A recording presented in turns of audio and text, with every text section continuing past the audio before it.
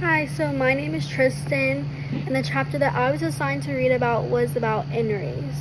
This chapter explains the importance of skepticism when it comes to science and encourages people to question and investigate evidence before just accepting it as true, because sometimes it is proven not to be. The name of this chapter comes from an experiment that was performed by a French physicist whose name is Prosper René Blondlot in 1903. He discovered a type of radiation similar to X-rays that he called N-rays. He claimed that once his experiment was set up, people with sharp vision could see the subtle glow on a phosphorescent screen caused by N-rays in the dark. There were at least 40 scientists who claimed to see the effects of N-rays, but the problem was that German and English physicists couldn't replicate the research. French researchers claimed that the German and English weren't doing the experiment right and that they didn't have good enough eyesight to see the glow of the screen. There were many other reasons for scientists to be skeptical of this discovery, so Robert W. Wood decided to observe Blondlot's experimental procedure, since he wasn't able to see the N-rays himself.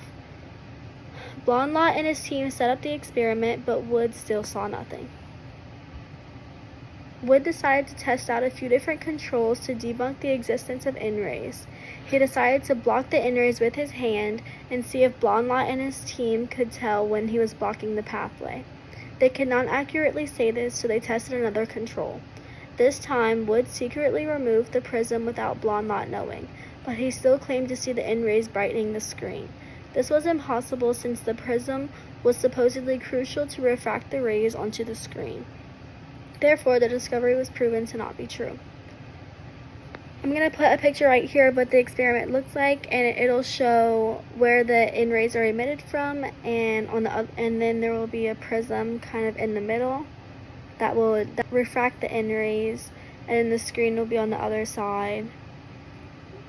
And that's what they would look at to see if it got brighter, which would say if N-rays were real or not. This whole discovery was based on self-deception, since the French wanted to discover something as important as the X-rays that the Germans had discovered. All of the experiments of the N-rays were a complete waste of time for Blondlot and his team, since he lacked self-skepticism from the start and ignored the red flags that pointed to N-rays not being real. Another example of lack of self-skepticism in the book is the research done by Jacques Benveniste in 1988. He claimed that water retains the memory of substances that were diluted in it, even at extreme dilutions. An editor of Nature, John Maddox, published the research, although he was skeptical since it survived multiple rounds of peer review. He went to inspect the experimental procedure, as he normally does, along with Walter Stewart of the National Institute of Health and James Randi, a skeptic and magician. They blinded the evaluation just like Wood did, and the replicated experiments were negative. Benveniste was biased, so he ignored the many things that should have caused him to be skeptical. This was very similar as the previous experiment, in which they kind of ignored the early signs, like in the early red flags, so they basically both just had wasted their time.